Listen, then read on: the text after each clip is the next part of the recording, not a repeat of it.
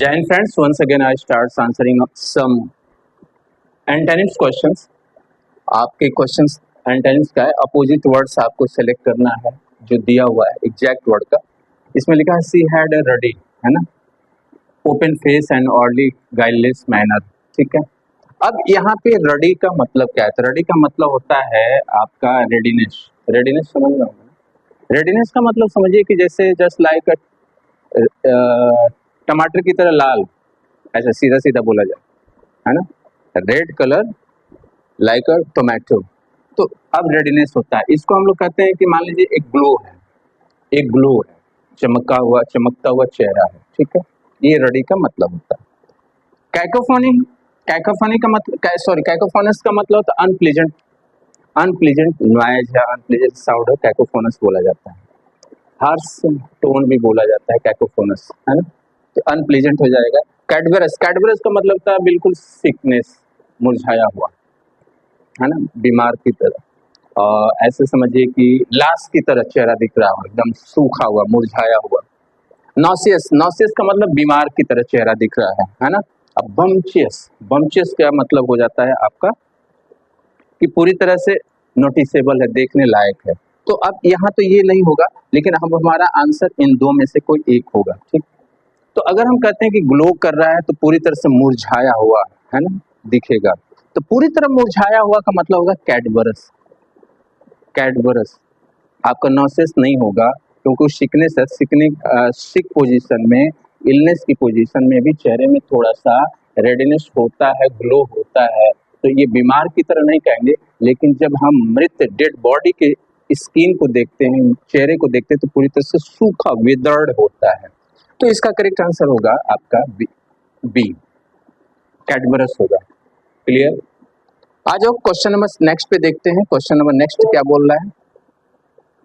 Question number next में बोल रहा है he used to be known among his colleagues for his rituousness. रिचुअसनेस, रिचुअसनेस का मतलब काफी संस्कारी होगा, काफी धार्मिक होगा, स्पिरिचुअलिटी, कल्चर्ड, मैनर्ड पर्सन होगा. रिचुअसनेस का मीनिंग ये होता है ना. अब यहाँ पे बात करते हैं इंजेन्युइटी, एब्जॉर्बिटी, इनक्रेडुअलिटी. ये सभी आंसर नहीं बनेंगे. ठीक है, इसका करेक्ट आंसर होगा इन इक्विटी. इनइक्विटी का मतलब था विक्डनेस, विक्डनेस, विक्ड पर्सन होगा, वर्सन पर्सन होगा, बुरा काम करता होगा. Always tries to make something worse. Got it? Always tries to make something worse, wicked, है ना. वेरी रूड बिहेवियर कंटेन करता होगा, कैरी करता होगा. तो इन इक्विटी इसका करेक्ट आंसर होगा रिचुअसनेस का. इंजेन्युइटी, एब्जॉर्बिटी, इनक्रेडिबिलिटी आंसर नहीं होगा. ठीक है, आ जाओ नेक्स्ट क्वेश्चन पे. नेक्स्ट क्वेश्चन क्या बोल रहा है, इसको भी ध्यान देना. 13 नंबर पे हम लोग आते हैं. तो 13 नंबर का आंसर बनता है, लिखा है कि found the musical renditions by the septuagenarian maestro to be listless. Septuagenarian का मतलब होता है कि कोई ऐसा व्यक्ति है जो लगभग 17 इयर्स प्लस हो. मैस्ट्रो का मतलब मास्टर होता है ना, वह दक्ष होता है, बट वो क्या है, लिस्टलेस है. लिस्टलेस का मतलब कह लीजिए वह डल है, वह लेजी है ना, वह इंडोलेंट है, स्लगिश है. बस समझ, डल है, लेजी, इंडोलेंट है, स्लगिश है. Is not make interest to work anywhere, anywhere, anywhere, है ना. कहीं काम करने को तैयार ना हो, किसी चीज में इंटरेस्ट न लेता हो, बिल्कुल सोया हो, खा पी कर मस्त पड़ा हुआ हो, तो उसको लिस्टलेस बोलते हैं, है ना, डल और लेजी. अब डल और लेजी का लेकर के हम बात करेंगे तो ये व्यक्ति कौन सा होगा जो आपका अपोजिट वर्ड में आएगा. ये कौन सा वर्ड है ना, ध्यान देना.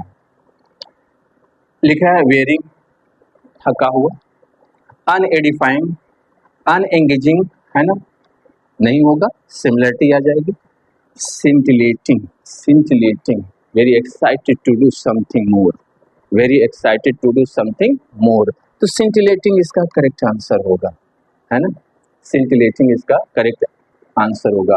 वो व्यक्ति बहुत ही स्क्रेन्यूअस होगा, बहुत एनर्जेटिक होगा, डिलीजेंट होगा, मेटिकुलस होगा, है ना। अपोजिट में, सिमिलरिटी में नहीं बोल रहा हूँ, सिमिलर वर्ड में तो लिस्टलेस, इंडोलेंट, स्लगिश, है ना, ऐसे वर्ड्स आएंगे। लेकिन सिंटिलेटिंग का मतलब excited to do something more, हमेशा एक्साइटेड होगा। इसका करेक्ट आंसर है D. Next 14 number, 14 number, 14 number को आप देखो, लिखा the official accused of espionage was found to be disingenuous, disingenuous, ध्यान देना, एक्यूज्ड ऑफ स्पियोनेज, है ना, स्पियोनेज, स्पियोनेज का मतलब जानते हो क्या होता है? स्पाई, इसको बोलते हैं गुप्तचर, हिंदी में क्या बोलते हैं? गुप्तचर, स्पाई, जासूस, ठीक है। फाउंड टू बी डिसइंजीनियस, डिसइंजीनियस, है ना, डिसइंजीनियस का मतलब क्या होता है? डिसइंजीनियस का मतलब क्या होता है? इसका मीनिंग होता है कि वह कभी भी फ्रैंक नहीं है, not to be frank, not to be candid, not to be honest, बेईमान है, धूर्त है, डिसऑनेस्ट है, अनस्क्रूपुलस है। Do get the point? Unscrupulous है। तो अब ये आपका क्या होगा? डिसऑनेस्ट होगा, है ना, अनकैंडिड होगा, ठीक है, ये व्यक्ति। तो अब इसका अपोजिट क्या होगा? इसका अपोजिट क्या होगा? स्क्रूपुलस होगा। स्क्रूपुलस का मतलब होता है कैंडिड, क्या होता है? कैंडिड, ऑनेस्ट, है ना, ये क्लियर है।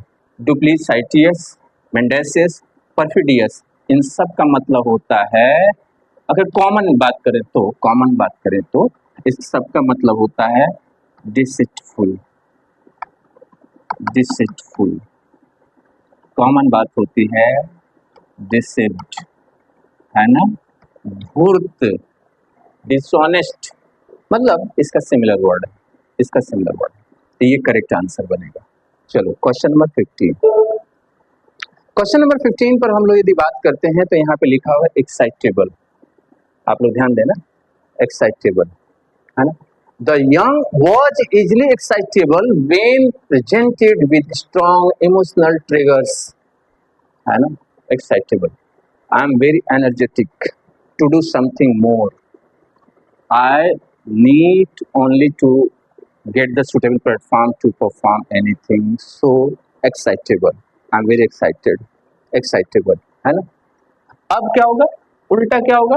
डाउन होगा, डल होगा, है ना, डाउन। अब भाई हम एक्साइटेड हैं, हमको sir provide me opportunity to do something, कुछ दो ना, मैं करूंगा, तो एक्साइटेड है। लेकिन अब मैं क्या हूँ? शांत पड़ा हूँ, ठीक है। तो शांत उससे क्या हो गया? अपोजिट हो जाएगा। अपोजिट में क्या हो गया? कंपोज्ड। इसका अपोजिट क्या हो जाएगा? Composed, composed. अच्छा, कंपोज्ड का एक और मीनिंग होता है, कई चीजों को एक साथ इकट्ठा करना, कलेक्ट करना, है ना, बांध लेना, कंपोज्ड होता है ना, बात समझ रहे हो। और concentrated, the state of concentrated position भी आपका कंपोज्ड होता है ना, ध्यान रखिएगा। तो इसका ये भी मीनिंग, इसका करेक्ट आंसर होगा ए। एगिटेटेड, अग्रीड, अलार्म्ड, बिल्कुल नहीं होगा, इनकरेक्ट आंसर। नेक्स्ट क्वेश्चन पे हम बढ़ते हैं। नेक्स्ट क्वेश्चन आपका आता है इधर, देखो क्या है, 16 नंबर। 16 नंबर में बोल रहा है परप्लेक्स्ड,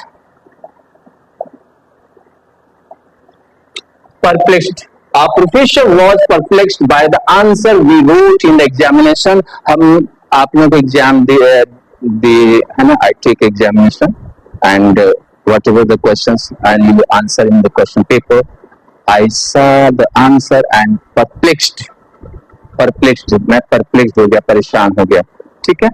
तो परप्लेक्स्ड का मतलब होता है देखते ही परेशान हो जाना, उलझ जाना, है ना, समझ में आ रही बात। इसको हम बोलते हैं कंफ्यूज हो जाना, इसको बोलते हैं डिस्टर्ब्ड हो जाना, ठीक है, बात समझ आए आप लोग।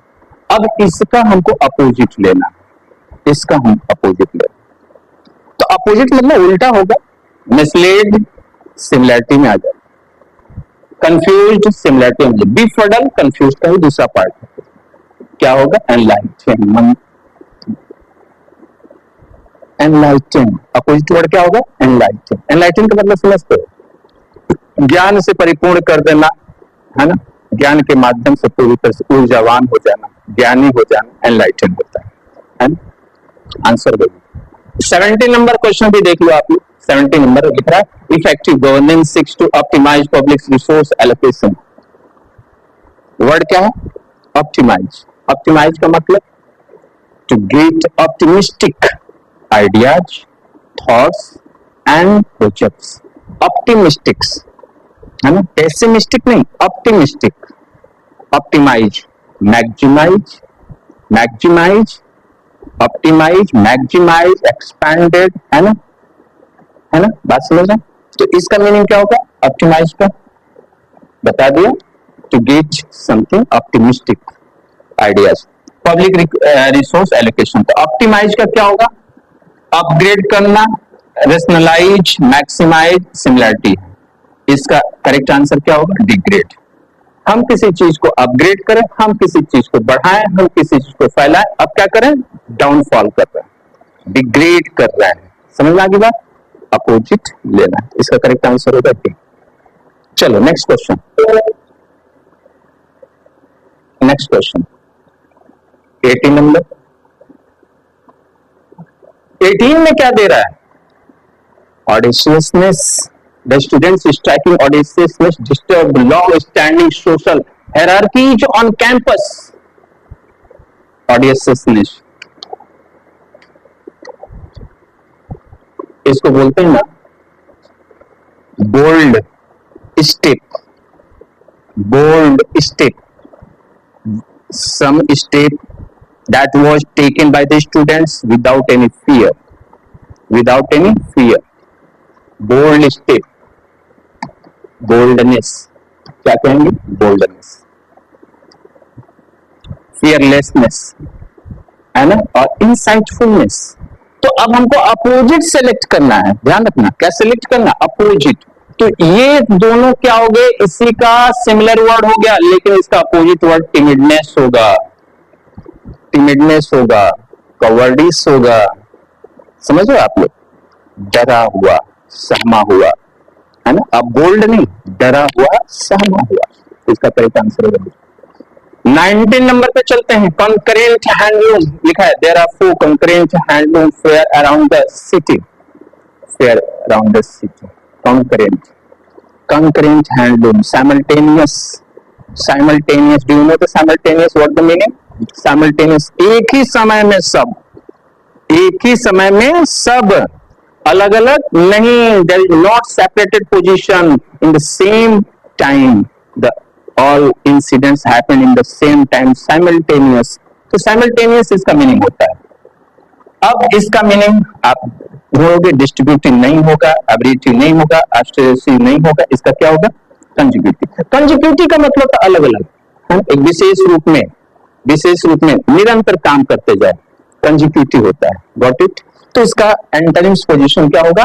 ए, कंजुगेटिव, है ना। समझ में आ गई बात? अब चलो next,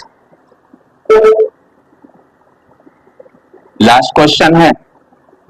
Lucidity is a desired quality in effective communication. Lucidity, lucidity, lucidity, clarity, lucidity, clarity is a desired quality in effective communication. Desired मतलब हमारी ऐच्छिक होती है, सभी की इच्छाएं होती है कि भाई बिल्कुल क्लियर कोई भी बात रखी जाए, नॉन क्लियर नो हो, है ना। अब इसमें क्या होता है? क्लैरिटी होते, फेलिसिटी होती, फैसिलिटी होता है। तो फेलिसिटी, फैसिलिटी, क्लैरिटी बिल्कुल नहीं होगा, अपोजिट होना, एम्बिग्यूटी होगा। एम्बिग्यूटी का मतलब क्या होता है? ऑब्स्क्योरिटी, ऑब्स्क्योरिटी, नॉट कंफर्म्ड, है ना, विदाउट कंफर्मेशन, है ना, नॉट क्लियर। तो एम्बिग्यूटी इसका करेक्ट आंसर होगा। समझ में आ गया? इस तरह से हम लोगों ने 10 क्वेश्चन एंटोनिम्स का भी सॉल्व कर लिया। Got it? कोई डाउट्स होता है आप हमारे YouTube चैनल पे अपने कमेंट्स छोड़िएगा, हमारे एक्सपर्ट्स वहां रहेंगे, आंसर इमीडिएट मिलेगा, कोई वेटिंग नहीं होगा। Thank you.